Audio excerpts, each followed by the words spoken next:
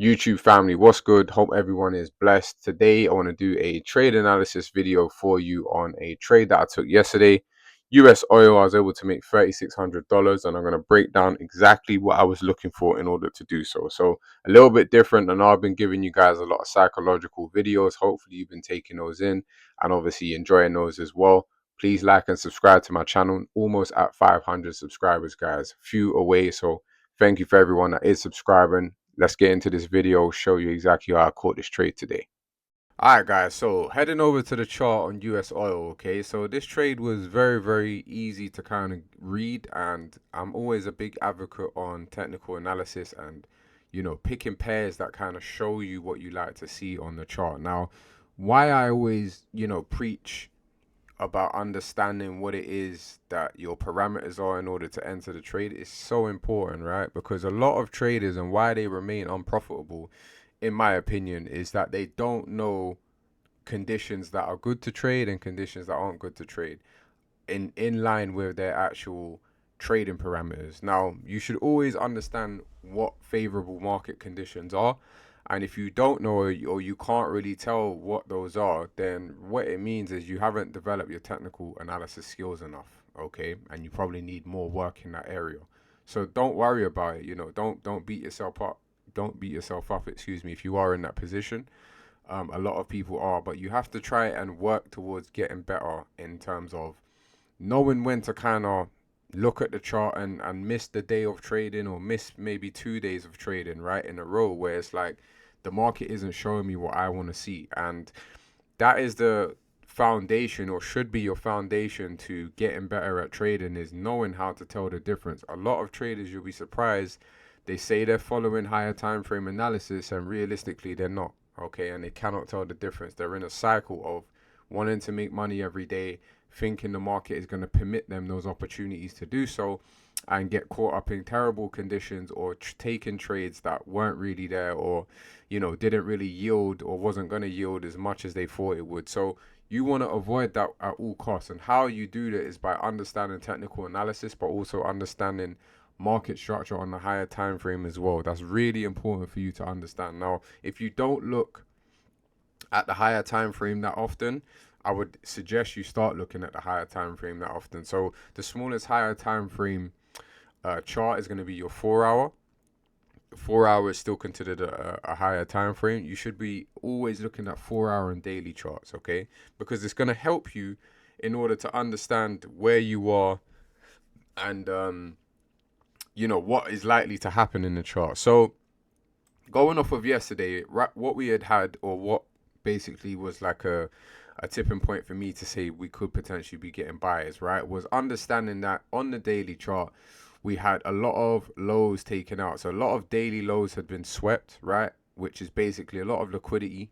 So that's the first confirmation for me, is understanding liquidity is being swept. But not only that, it's playing further into this fair value gap that we have, okay, or an imbalance, right?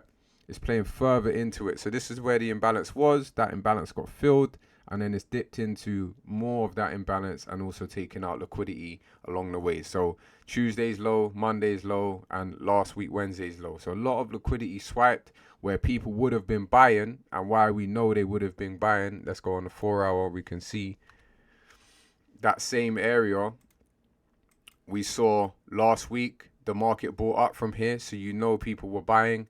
The market came down, pushed up, people were buying. So all of that liquidity, right, is what is being targeted or being captured in order to get buyers out. So I always liken it to, two different platforms at a train station, right? One side is going to be the side where the retail traders are. Everyone's trying to get on board. That train is packed. There's no space on there. All the retail traders are stocked up on there, and they're going in one direction, right? And on the opposite direction is going to be the bankers train, or the institutions train, whatever you want to call it, right? And it's quiet on there, and there's not many people. Everyone gets a seat, can read your newspaper, whatever, right? And they go in the opposite direction. Now, once they start seeing that, hold on a minute, this train is normally quiet, it's getting busier, I don't even have a seat, I can't sit down, I can't read my newspaper, it's getting too crowded, because retail traders are basically latching on to the direction that they want to go on the train to, right? They have to now try and shake people out. Okay, that is why liquidity is important, a very important metric in regards to what moves the market, what drives the market, right? People don't look at it like that. Your average retail trader doesn't think of it in that regard. That I hope that analogy or that little breakdown, made sense. But that's kind of how I think of it. Is once they start noticing too many people are following them and going in the same direction as them, that's less positions available for them, so they want to shake people out. Okay, so most, hopefully everyone has a stop loss, but most retail traders realistically do trade with a stop loss. So they're going to be targeting areas where the stop losses are likely to be. If a market moves from, coming to this point, moves up here, closes here, continues up, continues up, continues up, the likelihood of where those stop losses are going to be is going to be here, right? It's going to be there. So that's an area where if you see it dip, you want to pay attention to it. So that was kind of the basis of why I started to believe in this trade. And now it's about, again, more confirmation of not just pressing buy once we're down here, because that's not good enough. And then going into the 1 hour time frame, having a look at what that's saying, right? And understanding what that's saying. You can see a lot of volume came from this area once we pushed out of here, right? So that's a good sign. Okay, again, you're still not entering straight away. You're still thinking, okay, what's going on? Is it giving me something that I can utilize? So going to the 15-minute time frame, we want to be checking all of these time frames, guys. We never want to be just looking at it from a perspective of, one or two higher time frame confirmations and that's enough. We want to be blending the higher time frame with the lower time frame. Yeah. And if you're not doing that, then you're not being as, I don't want to say as thorough. Well, yeah, you're not being as thorough as you can be. All the time frames are available to you for a reason. Like, now, you don't have to take it to a critical point where, I've recently started hearing people that are like, I use the seconds chart, and it's like, I don't think you need the seconds chart. I think you're just being, a bit too crazy. Like, it's a new craze I've been saying. It's like, you don't really need to go that crazy. Like, the 1 minute's good enough. You don't need a 1 second chart or 15-second chart. It's just ridiculous. But what we're seeing here is, again, the volume in our favor from taking out these lows, right, in this area where you want to see it start giving you volume. Okay, now when we start pushing up towards here, again, the noticeable factors are where we've pushed down. Again, if you think about swing high, we made a swing low, we had a very shallow retracement, and then we made a new swing low, right? As long as price has gone from here to here and it doesn't pass this point, it's still bearish, right? But that's not what happens. It goes past that point. So once it goes past that point, again, that's alarm bells ringing in regards to, okay, this is potentially gearing up to go the opposite way.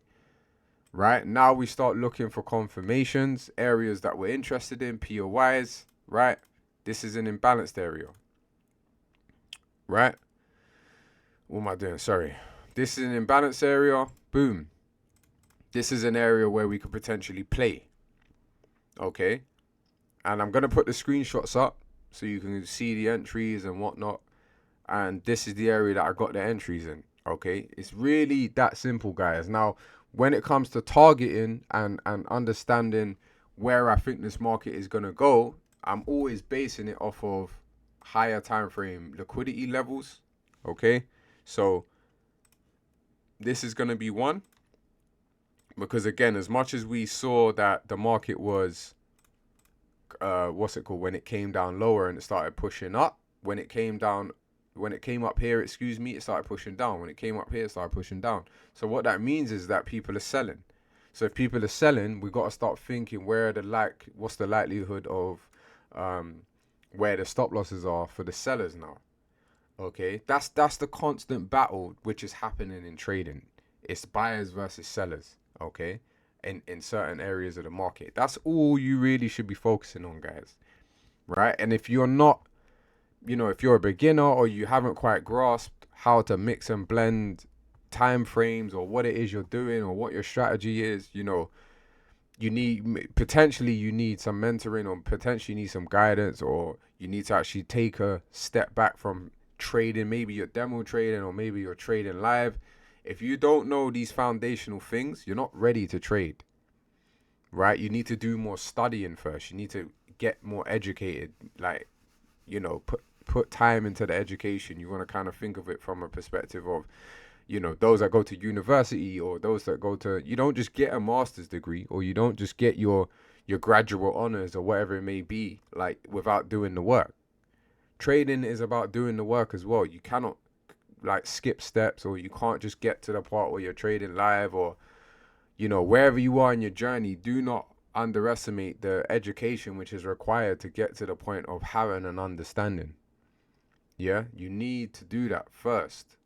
Otherwise, you're gonna just go through potential, painful lessons of losing money that you didn't need to lose. And I want you guys to avoid that. Do you understand? Wherever you are watching this video, I want you to avoid that. I don't want you to be going through lessons where, damn, if I just done this, then maybe I could have avoided it. Yeah, you could have avoided it, but you're trying to skip steps. Okay. Now I've got a free community for those that are interested in joining, like, and I'm learning little, parts of foundational stuff from beginner level to intermediate level. I've got a free community that I want you guys to be a part of.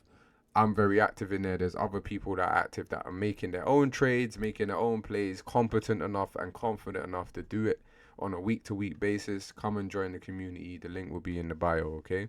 Now, going through to the rest of this trade is, once we now figure out where we're trying to enter, we got to also be figuring out where we're trying to see the market get to. So this would be an area based off of higher time frames, right? So that same area, right here, in terms of where we're seeing the structure break and we're seeing that retest, this is the same 4-hour area. The area that I drew where the highs were, this is the same area. Okay, in terms of where the highs were. So you always need to be mapping out areas where it's like, okay, if I get an entry here, I want to see it ride. Okay, so it's like it's gonna be a process in regards to getting there. You shouldn't be thinking about overall it's just gonna fly from here to here in one candle. Now, can it do that? Yes. Maybe it's news related or something, but along the lines, okay, you want to have multiple targets of, okay, cool, this is where the market got to. The market got above this area here. Maybe you classed it as like, let me just, 1 second. Maybe you classed it as an area where there's imbalance here, and understanding that, okay, we could get to here and potentially react. Like, there's many different ways that you can kind of pick out take profit areas. You just got to think about where the likelihood is that the market would want to get to and potentially react from. So you've got some highs here where the market started selling down. You know that there's going to be potential liquidity there, right? So that could be a target for you. So as you're getting these areas and prices rising here, you could, in one candle, in 1 hour here, it's near enough reaching that take profit area. Okay, and once it's done that, it's like, okay, cool, let me pay myself. But what I don't want you to do is get your entry on a smaller time frame, see it move, see it retrace and come back to the area, and then you're bricking it, or you're thinking about getting out of position. You don't need to do that, right? Don't move your stop loss. Okay, don't move it from where you're entering. It's gone in your favor. Oh, I'm gonna cover myself, or move my take profit. Move my stop loss to where my entry is. Right? You don't need to do any of that. Leave the stop loss alone. Like, you've already predetermined where you think the market is going to go, and you've already predetermined how much you're willing to risk or how big of a stop loss you need for this trade. Don't move the stop loss. Right? Too many times I've seen people see a bullish candle or see it going in their favor. Oh, I'm moving my, stop loss and what. You don't need to do that. You don't need to be fearful if you've analyzed to the best of your ability and it makes sense for the market to move off from this area. Okay?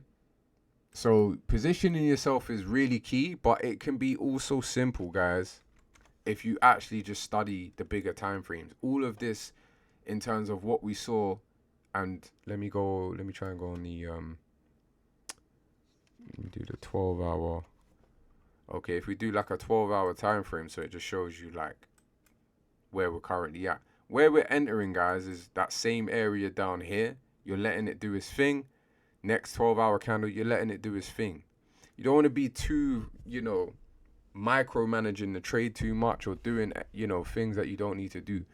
Let it breathe. Like when you have confidence in the bigger time frames, you're actually willing to let it breathe.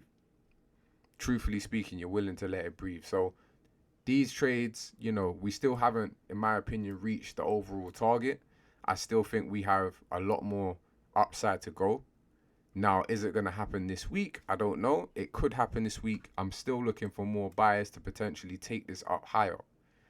So that's kind of the breakdown that I wanted to give you guys. Hopefully you've enjoyed it. Hopefully it was simple. I never really want to complicate it or just start rambling on or, speaking on minute details. What I want you guys to understand is how to blend a higher time frame idea and execute on a slower time frame idea, but still have your exit points based off of the higher time frame.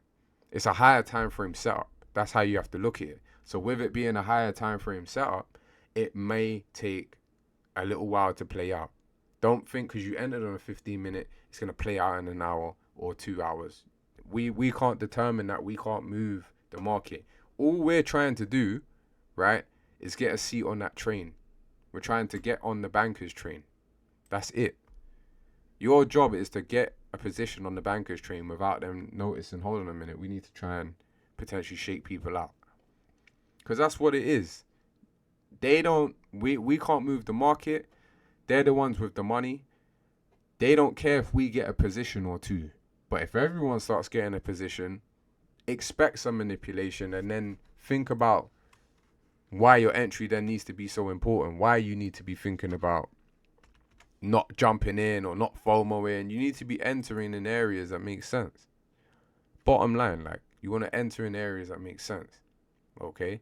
So yeah, thank you for tuning into this breakdown, guys. Hopefully you found this one useful. I'm going to try and do this as more often as I can in regards to, when I take a trade and then just break it down as simple as I can. So again, nearly at 500 subscribers, guys. So please tune in. Please like and subscribe, of course. And I'll see you guys on the next video. Peace. Thank you for watching the latest episode. If you like that, please like and subscribe to my YouTube channel for more content. I'll see you on the next video.